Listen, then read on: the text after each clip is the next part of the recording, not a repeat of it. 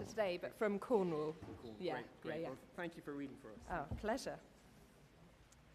So the reading today is from John 10, starting at verse 11 to verse 21, and it's found in 1076 in the Church Bibles.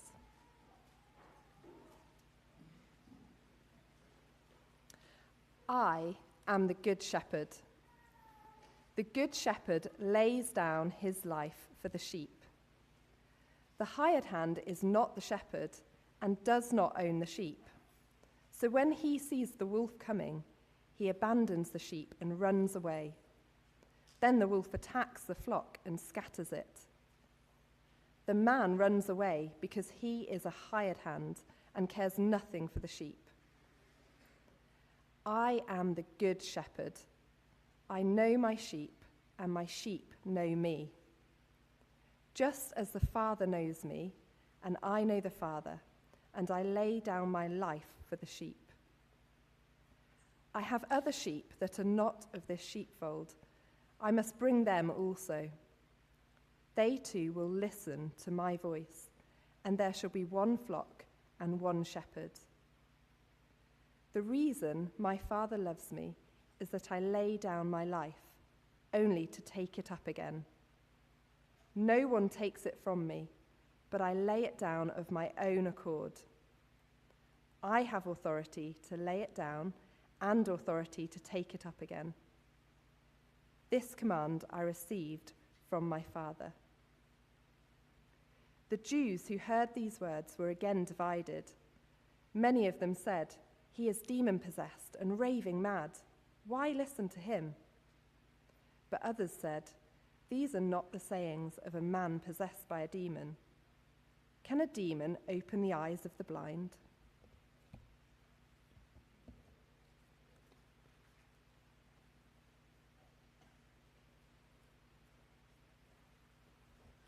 Morning. I don't know if there are particular things in life or maybe even Bible verses that evoke particular memories or thoughts for you. Sometimes not necessarily logical ones, or sometimes quite random ones. This passage reminds me of a time when I used to live in London, and I remember coming out of a tube station, and in front of me was a London bus, big red bus, and on the kind of advert on the side of the bus were the words, "Only sheep need a shepherd." It was an advert from the British Humanist Association, and obviously they were pulling from the Bible really, and it's in a way that really sticks a pin in you if you call yourself a Christian. The subtle irony, of course, being that what they really want is for you to come and let them be your shepherds instead of Jesus. So they're not really making any interesting point, but it riles us, doesn't it? Because in our society, when we think of sheep, we think of kind of stupid, lacking independence, lack of any kind of initiative or ability to think for themselves. So basically, when they're saying, well, only sheep need a shepherd, they're saying, if you think Jesus is your shepherd, then you must be pretty thick then. You obviously aren't able to think on your own. You need someone to do it for you. Maybe we wouldn't put it that strongly, but it's quite easy, isn't it, to read passages like this and sort of think, oh, that's a lovely one for the toddlers, isn't it? Isn't it nice and cuddly? Jesus will look after you while, the adults get on with actually doing life, which we're more than capable to do, thank you very much. And the problem with this thinking is that when we think of sheep, we think of a lovely, quaint Cotswolds farm on a hill, lush grass, and the most dangerous thing is probably Jeremy Clarkson and his tractor, right? But in ancient Israel, the situation was quite different. Back then, they weren't kept in lovely enclosed kind of fields. They roamed the open hillside, and that was a countryside that was full of all kinds of predators. There were lions and bears and wolves, and so being a shepherd was a daily battle. You can kind of imagine the scene, that the shepherds are around the campfire as night draws in, and it feels kind of, relaxed, and they can look up at the stars. And if you're the new shepherd, you might, feel quite settled.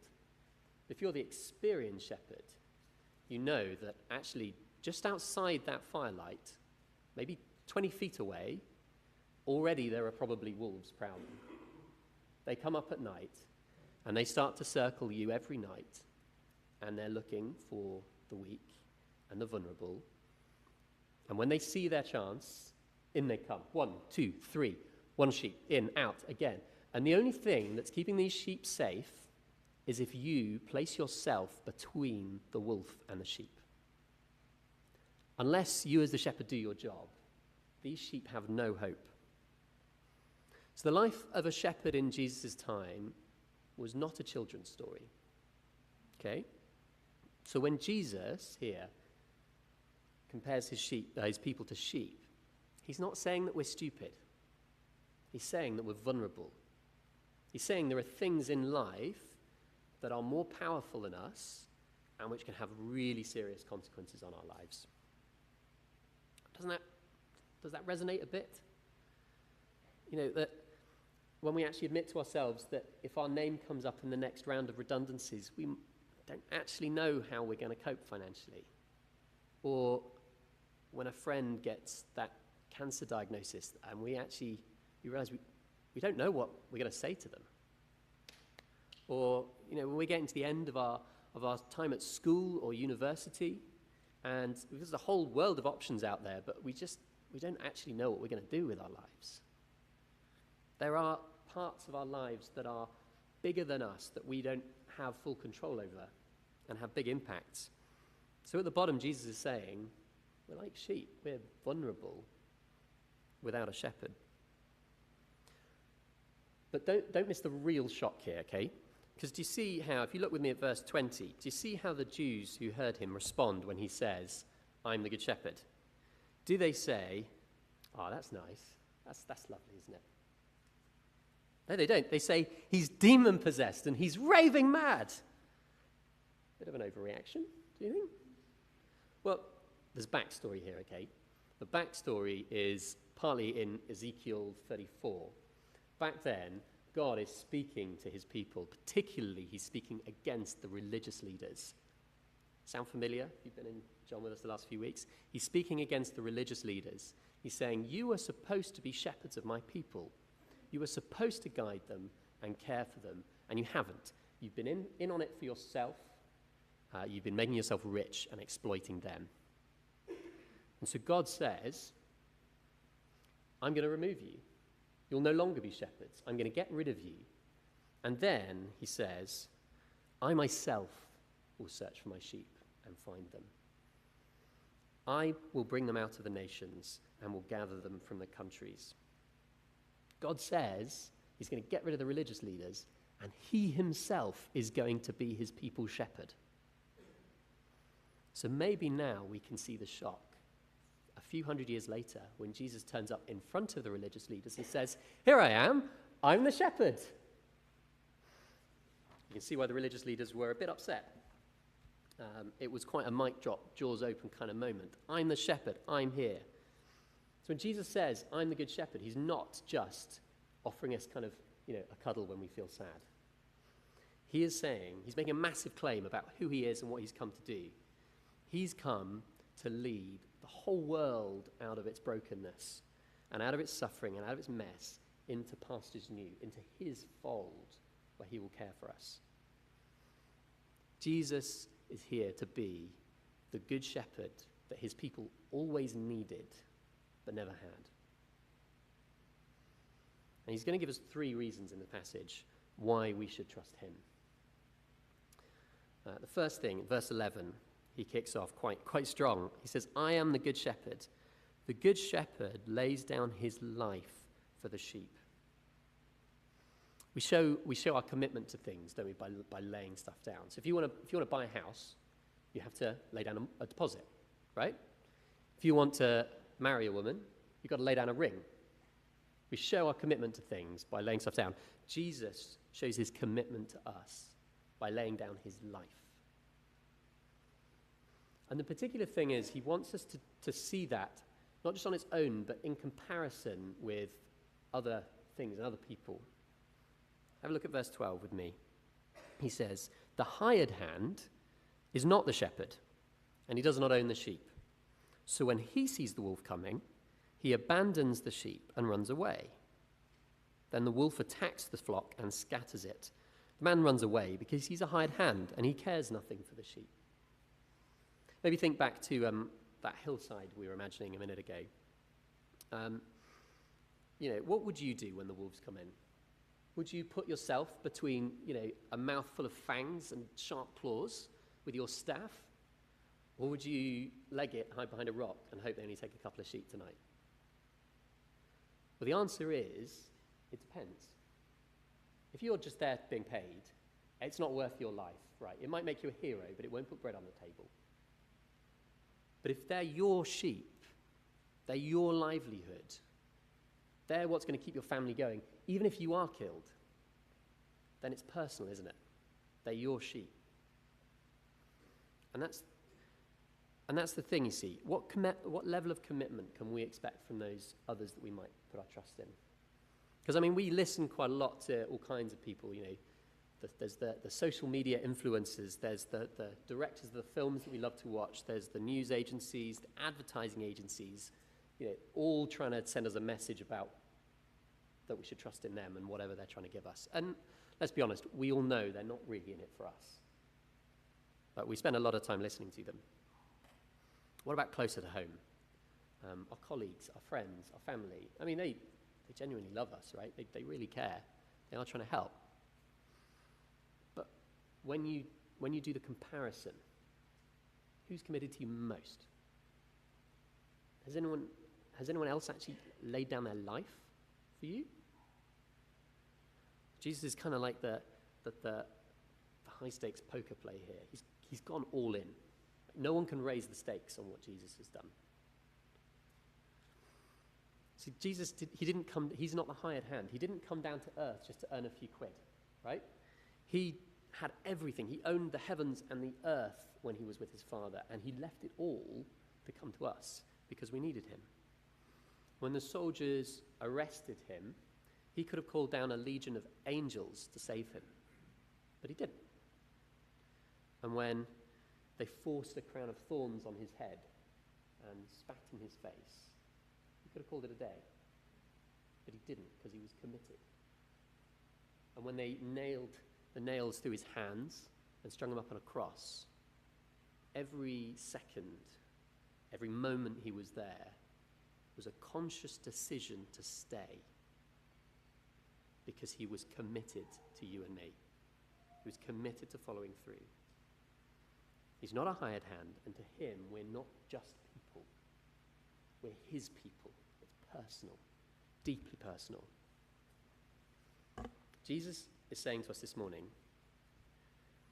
you can bet your life on me because I've bet my life on you. So when he's gone that far, where's he going to be when the next thing comes? When the redundancies come out or when the test results come back? Where's he going to be when the wolves are circling? He's going to be there, isn't he? He's there to bring us through because he's shown us that he's the good shepherd. Perhaps you've been thinking, though, how can I be sure that Jesus is my shepherd? Sure, he's committed to his flock, but what about me? I'm one of millions of sheep in the world, millions of Christians. Is he really interested in the details of my life? Well, have a look with me at verse 14, because this is the next thing that Jesus wants us to see. He says, I am the good shepherd. I know my sheep, and my sheep know me. Just as the Father knows me, and I know the Father, and I lay down my life for the sheep.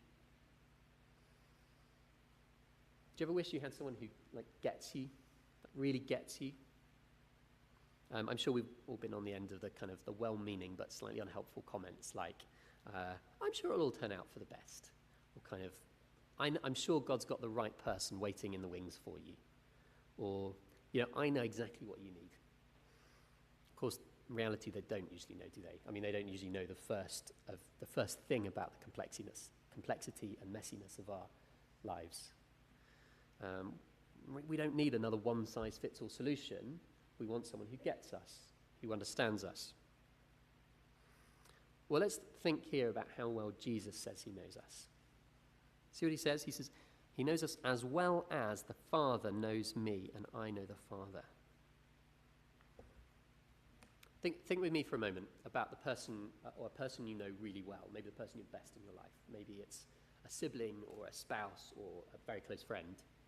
Think of them in your mind. Think about how well you know them. You know what they love and what they don't like.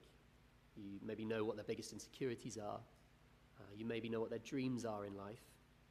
And you know that in spite of the fact that actually there are big chunks of their life that you haven't seen. You weren't there, right? You're probably not there when they go to work. There may be years of their life before you met them. And you know a bit about that, but you weren't there. And yet you still know them. You still know them really well. Now consider this.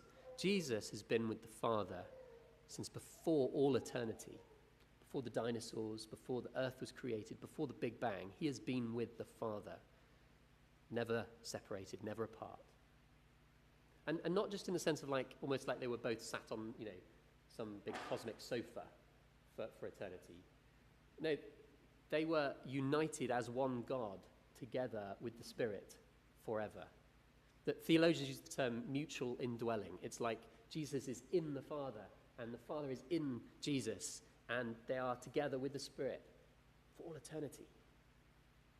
How well must Jesus know the Father?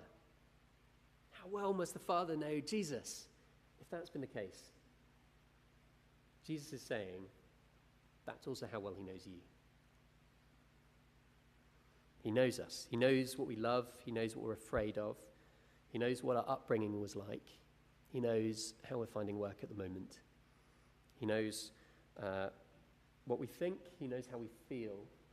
And more importantly, he knows why. He knows why it just touches that nerve when the kids answer back again. He knows why when our colleague asked how our weekend was for the nth time, we forgot to mention that we actually go to church on Sundays. He knows why. But when Jesus invites us to follow him, he's not that guy at the pub who's convinced that what works for him is going to work for everyone, right? He is the person who knows us. He's the shepherd who knows his sheep. He knows what we need. And in response, he gives us himself. Just think, what other leader is there? What other leader, what other influencer, what other friend is there who knows us as well as Jesus does and has given us so much? Maybe you're thinking now, okay, this is all very nice, but if Jesus is my shepherd, where is he now with what I'm going through at the moment? Life's quite hard at the moment, and I don't feel very safe. I don't feel like there's a shepherd protecting me. Well, have a look at verse 16 with me. Here's what he's doing. He says, I have other sheep that are not of this sheepfold. I must bring them also. They too will listen to my voice, and there will be one flock and one shepherd. What Jesus is showing us here is a much bigger plan. Okay, he's here for you and for me, but he's here for much more than that. He is bringing people from all over the world, from every nation, into one sheepfold. And when that happens, when we are there, it won't just be that our issues today are fixed, but it will be the place where there is no more crying, no more death, no more mourning, no more pain. All of that will be gone. It will be truly, past as new. But the thing is, to get there, he may have to bring us through some dark valleys. One of the other famous kind of shepherding passages in the Bible is Psalm 23. You might have heard it before. It sort of starts, "The Lord is my shepherd." It's quite a famous passage. And there's a wonderful line in that that says, "Even though I walk through the valley of the shadow of death, I will fear no evil." And if you're familiar with that psalm, I wonder if you've ever asked yourself, if the Lord really is David's shepherd, why is he in the dark valley in the first place? Why couldn't God just stop him being in the dark valley? Presumably, the reason is because the valley is the way to the better pastures on the other side. And so the Lord has brought him into the valley to take him to that better place.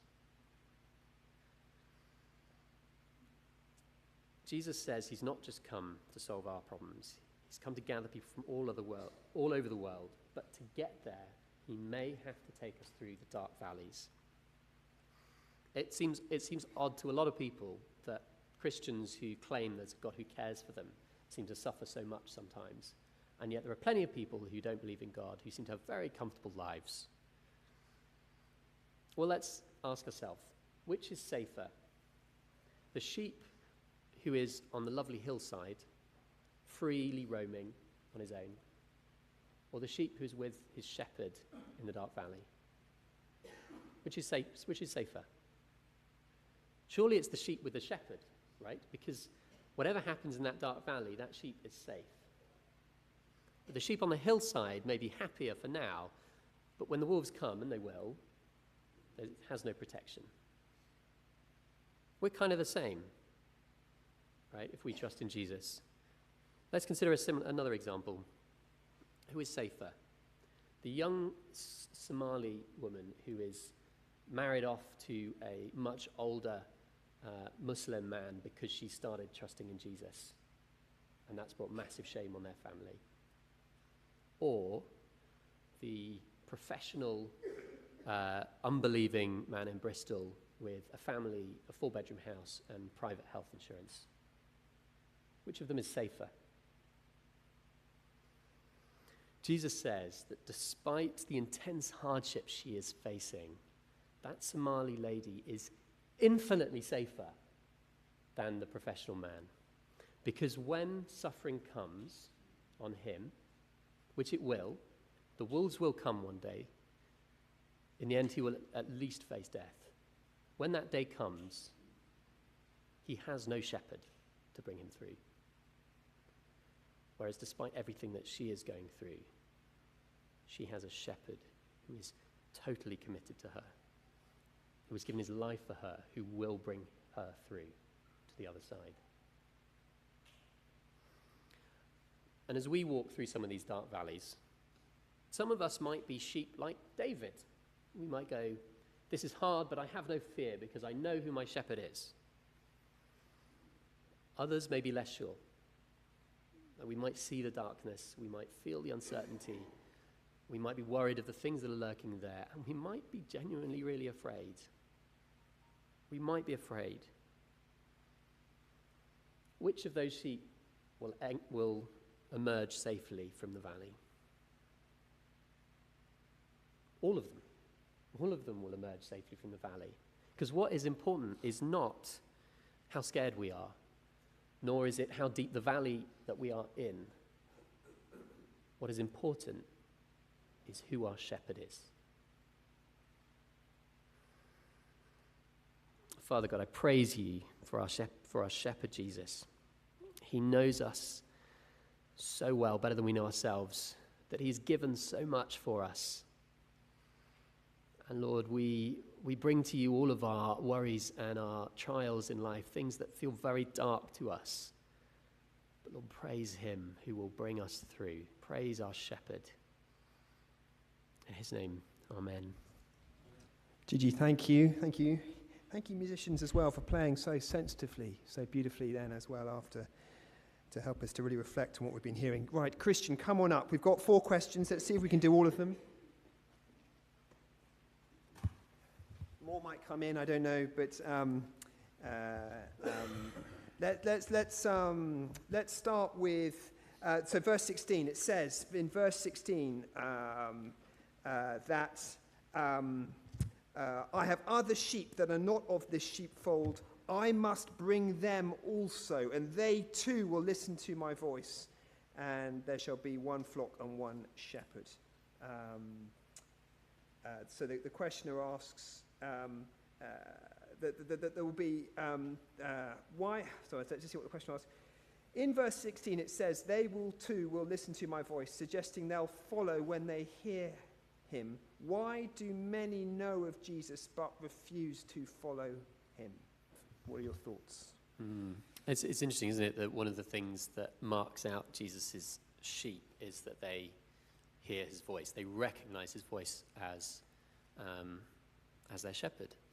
And I think that's one of the things, actually, I mean, there are, Jesus uses other illustrations elsewhere, but when the word does go out, when the apostles take it to the rest of the world, some people hear and they recognize that to be Jesus' voice, Jesus' words that they're preaching, and they start following him, and others don't.